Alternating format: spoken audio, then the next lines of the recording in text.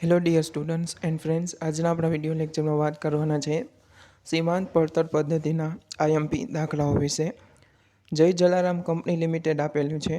માહિતી આપેલી છે વેચાણ 2006નું અને 2007નું અને કુલ પડતર આપેલી છે. તમારે ગોતવાનું શું છે તો કે નફા જથ્થાનો ગુણોત્તર, સ્થિર ખર્ચા અને 2007ના ચલિત ખર્ચા.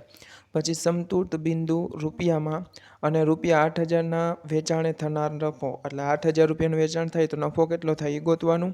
અને 10,000 રૂપિયાની ખોટ હોય ત્યારે વેચાણ કેટલું હોય એ આપણે ગોતવાનું છે. અને તથા 2008ના વર્ષમાં વેચાણ કિંમતમાં 20%નો ઘટાડો કરવામાં આવે અને 2007ના વર્ષના નફાનો બમણો નફો કમાવા જરૂરી વેચાણ ગોતવાનું છે. આ છે રકમ. હવે આનું આપણે સોલ્યુશન જોઈએ. સૌ પ્રથમ તો મેં તમને શીખવાડ્યું છે જેમ હવે મારે લાઈવ દાખલા તમને ગણાવવા પોસિબલ નથી, કેમ કે ટાઈમ બહુ ઓછો છે. એટલે હું બોલું એમાં થોડુંક તમારે ધ્યાન આપવાનું રહેશે. આ દાખલો તમને આપેલો છે વેચાણ અને પડતર આપેલું છે. અત્યાર સુધી મેં દાખલો કરાવ્યો તો એમાં કાં તો વેચાણ તો હોય જ, બરાબર, કાં તો એની સામે નફો હોય કાં તો ખોટ હોય. પણ આ દાખલાની અંદર પડતર આપેલી છે. કંઈ વાંધો નહીં, પડતર આપેલી હોય તો તમારે નફો અથવા ખોટ જે આવે તે ગોતી લેવાનું. સૌપ્રથમ તો 2006ના વેચાણમાંથી 2006ની જે પડતર છે 4 લાખમાંથી 4,30,000 પડતર છે બાદ કરો તો તમને 30,000 રૂપિયાની ખોટ આવશે. મીન્સ કે માઇનસમાં જવાબ આવે તો ખોટ, બરાબર. પછી 2007નું જે વેચાણ છે 6 લાખ, એમાંથી 2007ની પડતર 5,50,000 છે એ બાદ કરો તો 50,000 રૂપિયાનો નફો આવશે. પછી ખાસ આ ખ્યાલ આવ્યો. પછી તમારે શું કરવાનું છે, હું ફોર્મેટ બનાવતો હતો એમ માર્જિનલ કોસ્ટિંગનું જે ફોર્મેટ બનાવવાનું, વેચાણ, ચલિત ખર્ચ, ફાળો, સ્થિર ખર્ચ અને નફો અથવા ખોટ, બરાબર. ફોર્મેટ બનાવી નાખવાનું, 2 વર્ષ લખી નાખવાનું, 2006 અને 2007, બરાબર. આ એક ક્લિયર થયું, બરાબર. તમારે વેચાણ આપેલું છે તો વેચાણ લખી નાખો 4 લાખ અને 6 લાખ. પછી એકમાં આવી 2006માં ખોટ 30,000ની, તો ત્યાં નીચે 30,000ની ખોટ લખી નાખો. અને બીજામાં આવ્યો છે 2007માં 50,000નો નફો લખી નાખો. પછી ખાનાપૂર્તિ કરવાની થાય તો પછી ખાનાપૂર્તિ કેવી રીતના કરીએ, બરાબર. આટલું ક્લિયર થયું. ચલિત ખર્ચા, ફાળો અને સ્થિર ખર્ચ આપણે ગોતીએ, બરાબર. કેવી રીતના, તો સૌ પ્રથમ તો તમારે નફા જથ્થાનો ગુણોત્તર ગોતી લેવાનો.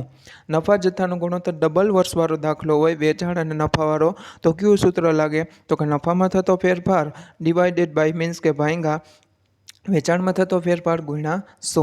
હવે નફામાં થતો ફેરફાર એટલે શું તો કે નફામાં થતો ફેરફાર બરાબર આ તમારે 5 લાખ નફો આવ્યો, 2007માંથી 2006નો નફો બાદ કરો, બરાબર. તો 50,000માંથી, બરાબર, માઇનસની સાઇન એમને રાખવાની. ઓલા 30,000 છે એ તમારે માઇનસમાં લખવાના, તો તમારો જવાબ આવી જશે 80,000.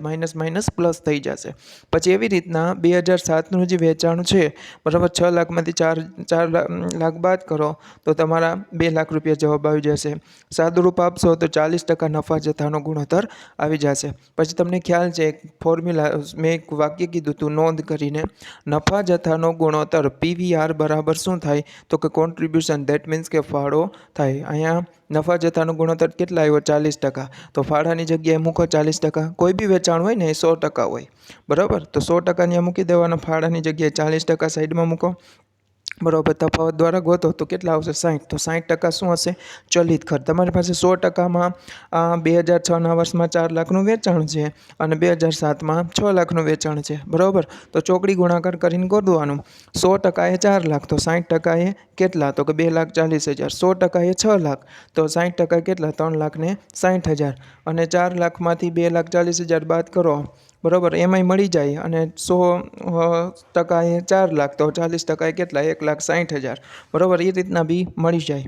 પછી તમારે શું ગોતવાનું તો કે તફાવત દ્વારા સ્થિર ખર્ચો ગોતી લેવાનો. કેવી રીતના ગોતશો, સૌ પ્રથમ તો 2006ના વર્ષમાં કેવી રીતના તો કે 2006ના વર્ષમાં ખોટ છે, બરાબર, કેટલા રૂપિયાની તો કે 30,000 રૂપિયાની. તો તમારે શું કરવાનું રહેશે, ખોટ હોય ને તો એ માઇનસમાં જવાબ હોય, માઇનસ હોય તો એનું પ્લસ કરી દેવાનું. 1,60,000ની અંદર 30,000 ઉમેર દેવાના, એટલે 1,90,000 આવી જાય. પછી બાજુના વર્ષનું તમને ઇઝીલી આવડી જશે. 2,40,000માંથી 50,000નો નફો છે, નફો મીન્સ કે પ્લસ હોય તો માઇનસ, રિવર્સ જાય ને આપણે સાઇન તો ફરી જાય, બરાબર. બેયમાં સરખો સ્થિર ખર્ચો આવે. સ્થિર ખર્ચ કોઈ દિન બદલે નહીં, એટલે દરેક વર્ષે સરખો. આ રીતના ક્લિયર થયું, બરાબર. એટલે આ ફોર્મેટ બનાવો તો તમારું જાજુ સોલ્વ થઈ જાય. બીજા નંબરનો આખો મુદ્દો જ સોલ્વ થઈ ગયો, સ્થિર ખર્ચા અને ચલિત ખર્ચ. હવે ડાયરેક્ટ ત્રીજા નંબરમાં શું તો કે સમતૂર બિંદુ બરાબર શું થાય ફોર્મ્યુલા સ્થિર ખર્ચ ભાગ્યા પીવીઆર. સ્થિર ખર્ચ આપણે આપેલો છે 1,90,000, આપણે ગોઈતો પીવીઆર 40% આવ્યો બરાબર. કેલ્ક્યુલેટરમાં કરશો બરાબર તો 4,75,000 રૂપિયા આવશે, અને એકમમાં ગોતવું હોય તો 4750 રૂપિયા. તો ટકાવારીની સાઇન કેલ્ક્યુલેટરમાં દબાવવાની નહીં બરાબર. કેવી રીતના કરશો? 1,90,000 ભાગ્યા 40 પછી ટકા દબાવવાના એટલે 4,75,000. ઓમાં 1,90,000 ભાગ્યા 40 પછી 8 લાખના વેચાણે થનાર નફો ગોતવાનો છે. તો રૂપિયા પહેલાં આપણે ફોર્મેટ બનાવી નાખવાનું, વેચાણ, ચલિત, ફાળો, સ્થિર અને નફો આપણે ગોતવાનો છે. વેચાણ આપેલું છે કેટલું તો કે 8 લાખ. પછી ફાળો આપણી પાસે છે 40%, 40 મૂકવાના, 60% તફાવત દ્વારા ગોતી લો, 60% ચલિત. 100 એ 8 લાખ તો 60 એ કેટલા તો કે 480, અને 40% એ કેટલા 320. સ્થિર ખર્ચ જેમનો તેમ 1,90,000 ઉપર હતો એમ 320માંથી 190 બાદ કરશો 1,30,000 જવાબ તમારો આવશે. પછી 5મા નંબરમાં શું આવ્યું? 10,000ની ખોટ હોય ત્યારે થતું વેચાણ. તો વેચાણ, ચલિત, ફાળો, સ્થિર અને ખોટ બરાબર. આ ફોર્મેટ બનાવી નાખવાનું. તમારી પાસે દાખલાની અંદર શું છે? ખોટ મીન્સ કે માઇનસમાં જવાબ 10,000. સ્થિર ખર્ચા કેટલા આપેલા છે તો કે 1,90,000, એમાં કોઈ દિન પરિવર્તન આવે નહીં.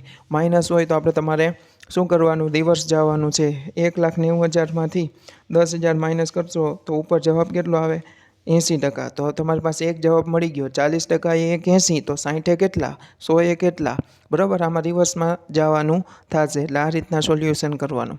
પછી 6થા મુદ્દો શું છે તો 2008ના વર્ષમાં વેચાણ કિંમતમાં 20%નો ઘટાડો કરવામાં આવે, અને 2007ના નફા કરતાં બમણો નફો કમાવા માટે જરૂરી વેચાણ.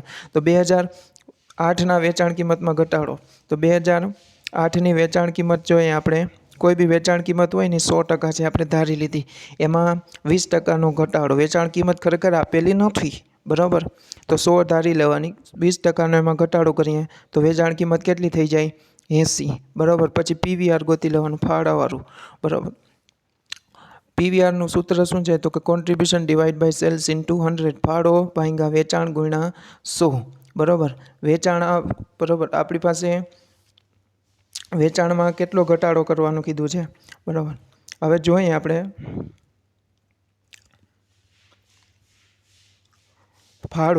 ફાળો કેવી રીતના ગોતશું તો કે ફાળો આપણી પાસે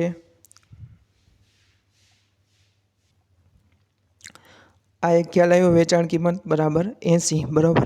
પછી શું કરવાનું? ફોર્મેટ બનાવી નાખવાનું, વેચાણ માઇનસ ચલિત, ફાળો અને સ્થિર ખર્ચ. વેચાણ બરાબર આપણું કેટલું આવ્યું તો કે 80. પહેલી કોરની સાઈડ મેં લખ્યું છે શરૂઆતમાં 80. પછી ચલિત ખર્ચા 60% હતા, એમાં કોઈ ફેરફાર થાય નહીં તો 60ના 60 એમને બરાબર. 80માંથી 60 જાય તો ફાળો કેટલો વધે? 20. પછી આ પીવીઆરનું ફોર્મ્યુલા મેં કીધું એમ બરાબર. ફાળો બરાબર 20 અને ડિવાઇડેડ બાય વેચાણ કેટલું તો કે આપણું 80 ગુણ્યા 100 કરો એટલે નફા જથ્થાનો ગુણોત્તર બરાબર 25% આવશે. તો બરાબર નફા જથ્થાનો ગુણોત્તર બરાબર ફાળો થાય. તો ફાળાની સામે લખ્યું છે 25%. કોઈ બી વેચાણ હોય 100%. ચલિત ખર્ચા તફાવત દ્વારા 75% તમને મળી જશે બરાબર. આ રીતના કરવાનું. સ્થિર ખર્ચ 1,90,000 પહેલાં એમને લખી નાખવાનો. પછી અહીંયા તમને શું કીધું છે તો કે 2008ના વર્ષનું વેચાણ કિંમતમાં 20% ઘટાડો, એ આપણે એક સોલ્વ કરી નાખ્યું. પછી 2007ના વર્ષ કરતાં બમણો નફો. તો આપણે જોઈએ 2007ના વર્ષમાં નફો કેટલો છે તો કે 2007ના વર્ષમાં નફો છે 50,000. 50,000ના બમણા કરીએ ડબલ તો કેટલા થાય? 1 લાખ. તો 1 લાખ મેં નીચે મૂકી દીધા. આમાં બી રિવર્સ જવાનું થશે. 1 લાખ પછી રિવર્સ જાય એટલે પ્લસ કરવાનું. 1 લાખ પ્લસ 1,90,000 એટલે 2,90,000. 25% એ 2,90,000. તો 75% એ કેટલા અને 100% એ કેટલા? આ રીતના તમારું સોલ્યુશન થઈ જશે. Thank you.